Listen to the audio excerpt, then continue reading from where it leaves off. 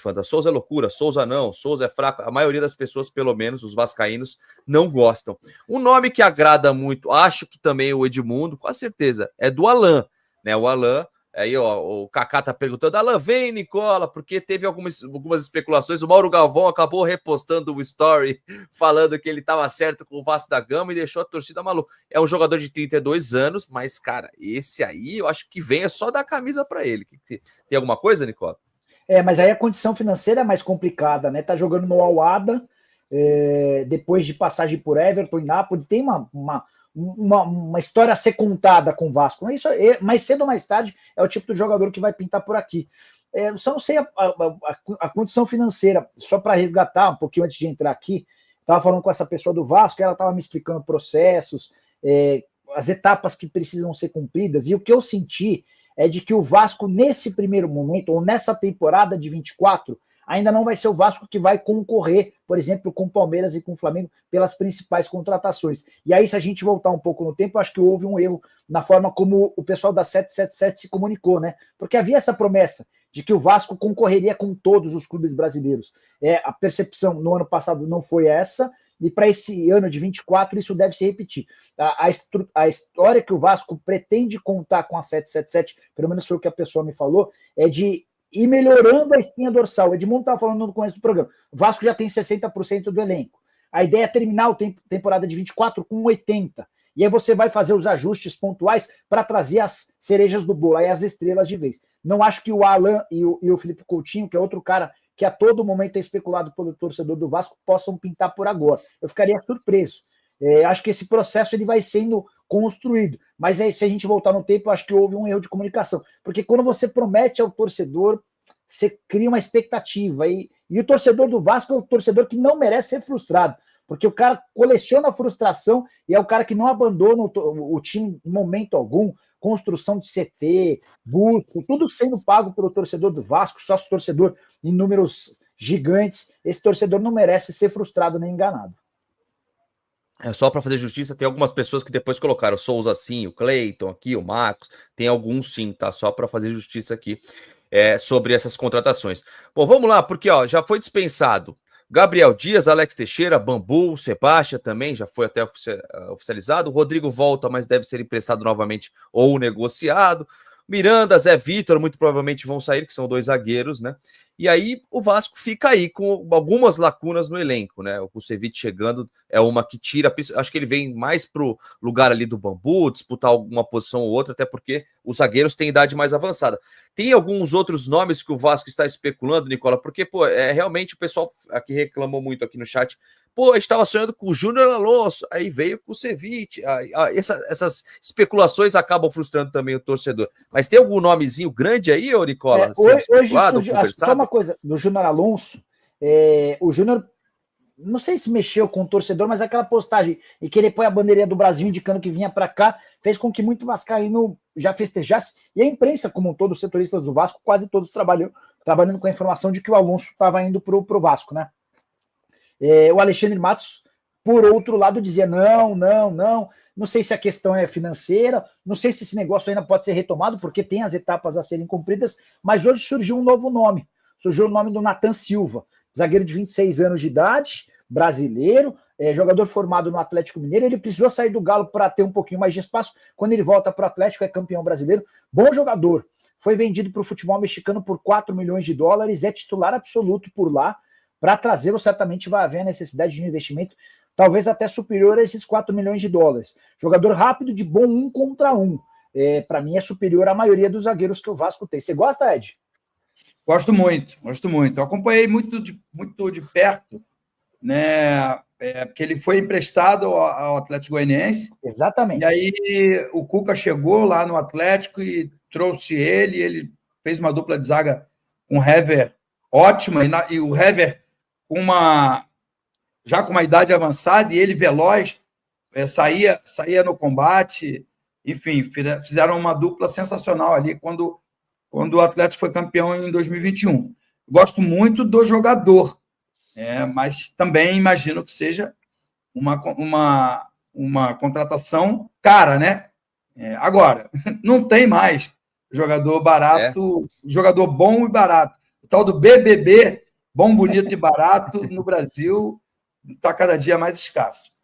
E é só uma qualquer curiosidade. Jogador hoje vale 4 milhões de euros, cara. Pode falar, isso, e detalhe, né? É uma máxima que existe há muito tempo no futebol e ela segue valendo. Quanto mais para trás você joga, na teoria, menos você recebe de salário e menor é o seu custo numa operação, na teoria, né? Então, o Edmundo, atacante, é o maior salário, o jogador mais caro do elenco. O meio atacante é o segundo, é o volante. Você vai recuando, na teoria, são jogadores que vão ficando mais baratos. E mesmo os zagueiros, a gente já falou de Veríssimo a 8 milhões de euros. O Beraldo está sendo comprado pelo PSG por 20 milhões de euros. O PSG fechou, acertou os últimos detalhes, negócios intermediados pelo Bertolucci, 20 milhões de euros pelo Beraldo do São Paulo e 22 milhões de euros pelo volante Moscardo do Corinthians. Até para quebrar um pouquinho dessa regra que eu estava contando dos defensores na teoria valendo mesmo. Mas aí pega a idade de 20 anos do Beraldo, de 18 do Moscardo, e dois caras com enorme potencial, né? Então, a PSG contratando esses caras e pensando a médio e longo prazo, são caras que, de fato, têm muito potencial. Mas não existe mais jogador barato, né? Infelizmente, para o futebol brasileiro, essa entrada de mais grana, especialmente com direitos de transmissão, ela se refletiu em maiores salários e custos maiores das operações. Tem muito clube que não se apegou ao fato da necessidade de investir em categoria de base e de fazer melhoria na infraestrutura, né, de centro de treinamento, de estádio. Os caras estão nesse leilão maluco de contratação de jogadores. Mas só para arrematar e devolver a bola para vocês, o Vasco foi o segundo clube que mais investiu em reforços na temporada de 23. Vasco e Bahia ficaram praticamente empatados, 114 milhões de reais com contratações para cada um desses clubes. E 114 milhões apenas com direitos econômicos. Então você pega um jogador que veio de graça não existe, mas sem aquisição dos direitos econômicos nem está contemplado nessa relação. Então já foi um Vasco que fez investimentos, só o Flamengo gastou mais, algo na casa dos 208 milhões de reais. Esse cenário deve se repetir para o ano que vem, com Vasco e Bahia gastando bastante, entre as SAFs talvez as que mais gastem, e com o Flamengo tendo essa capacidade de investimento também bem alta. E as casas de apostas também, colocando dinheiro no Master de vários clubes, aumentando mais ainda valores agregados, etc. Isso tudo. E a irresponsabilidade de alguns clubes pegando e botando dinheiro em jogador mesmo sem ter condição também. O William tá perguntando do Moisés. Eu boto o William, que é o nosso membro, mas muita gente tá perguntando sobre o Moisés, jogador do Fortaleza. É Fortaleza? Era do Fortaleza, tá no Cruz Azul do México. Que era do Fortaleza, agora tá no Cruz Azul do México. Muita gente falou que o Vasco estava tentando trazê-lo para ali brigar por posição com o Verratti. Tem alguma coisa, Nicola? Bem do Ferretti, né? Mais um atacante de lado de campo. Esse cara surge tarde, mas surgiu bem na Ponte Preta, foi pro Fortaleza, arrebentou no Fortaleza. Foi a maior venda da história do futebol nordestino, algo na casa dos $5, né?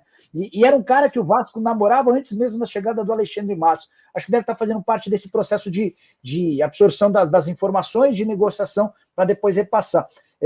Eu acho que chegaria para ocupar um papel importante, para brigar com o PEC por titularidade. É alguém que, na minha opinião, seria importante. Só uma resposta aqui, ó.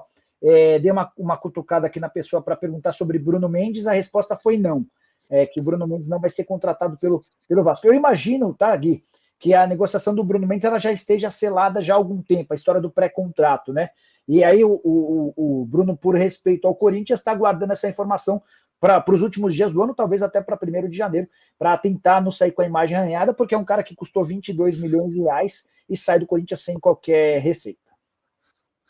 O Akiro tá mandando superchat, mas não falou nada. Obrigado. O Adneto tá mandando. Olá, galera. Hoje eu vi o Vene, acho que o Vene Casagrande, tá falando do SBT Esportes Rio, falando que alguém de dentro do Vasco falou que não vai fazer grandes contratações em 2024.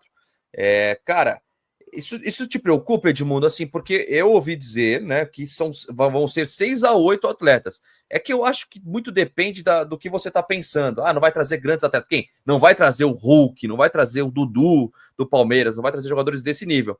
Mas bons jogadores hoje são caros também, né, Edmundo? Então é meio interpretativo você falar sobre grandes jogadores, né, Edmundo? Eu tenho a informação de que não é na temporada de 2024 que o Vasco vai estar no patamar de Palmeiras, Flamengo e Atlético Mineiro, em termos de contratação. Pode até ser que faça uma campanha igual ou melhor do que esses clubes, porque é um gigante, tem uma torcida sensacional e tem uma espinha dorsal. Você encontra ali 1 ou 2, 3 atletas nas categorias de base, que sempre foi uma coisa que acontecia corriqueiramente no Vasco da Gama, mas não é esse o cenário que se apresenta. Palmeiras não faz tanto investimento em compra de jogadores, porque tem ali, na boca do túnel, jogadores espetaculares que, com certeza, serão destaques no futebol brasileiro e jogadores de seleção brasileira, que eu acompanhei de perto. John, Luiz Guilherme, Messinho, o outro meia que era da seleção sub-17. Tem o Kevin, que é atacante de lado de campo. Kevin. Tem jogadores sensacionais. E estão esperando o melhor momento de colocar esses jogadores para serem, de fato, titulares com a camisa do Palmeiras. Citei o Palmeiras como exemplo, porque o Vasco sempre fez muito bem essa transição da base para o profissional. Então, é preciso também fazer um investimento na base para que o Vasco revele mais jogadores para o time principal e os aproveitem, né? Porque nessa temporada de 2024, embora o trabalho do Ramon Dias tenha sido excepcional, né? Em algum momento ali ele preferiu o Sebastião ao Figueiredo, o Serginho ao Eric Marcos, e aí sem falar da grande revelação do Vasco nos últimos anos, que é o Rayan. Eu sei o nome dele também. Sem falar do Rayan, que é grande, é forte, e ele precisa ser trabalhado, as etapas precisam ser rapidamente ultrapassadas, né? Acelerar processos para que ele esteja pronto para ser um dos pilares da equipe do Vasco da Gama. Então, se as contratações não forem feitas, talvez a solução ela seja caseira. Mas eu acho que isso precisa ser comunicado, né? Como disse muito bem o Nicola, há um ano atrás, disseram que para o Vasco, para o torcedor do Vasco, que o Vasco estaria no patamar do Flamengo, Palmeiras, Corinthians e Atlético Mineiro e outros tantos times. E a gente terminou a temporada fazendo gol aos 30 minutos do segundo tempo para se livrar do rebaixamento, sem disputar nenhuma outra competição, sendo eliminado precocemente da Copa do Brasil, da semifinal do Carioca, que só tem a semifinal. Você joga para chegar à semifinal. Chegou ali, saiu, não fez nada demais, na minha modesta opinião, e lutar contra o rebaixamento. Então é pouco, mas acho que a temporada do ano que vem será mais tranquila, embora não seja essa tranquilidade seja satisfatória ao torcedor vascaíno. Passar para você, Nicola, até para a gente te liberar já, que a gente tem alguns recados para a galera. Tem alguma outra coisa, algum outro nome? Você sabe se o Vasco realmente trabalha 6 ou 8, não vão ter grandes contratações? Tem essa parada de o que são grandes contratações também, né? O que eu consegui perceber é que vai haver um ou outro grande nome, mas a ideia é tentar contratar jogadores eficientes. As estrelas vão chegar, pelo que eu entendi, num momento seguinte, talvez para 2025. A ideia é tentar fazer com que a espinha dorsal, que já é boa, esteja melhor.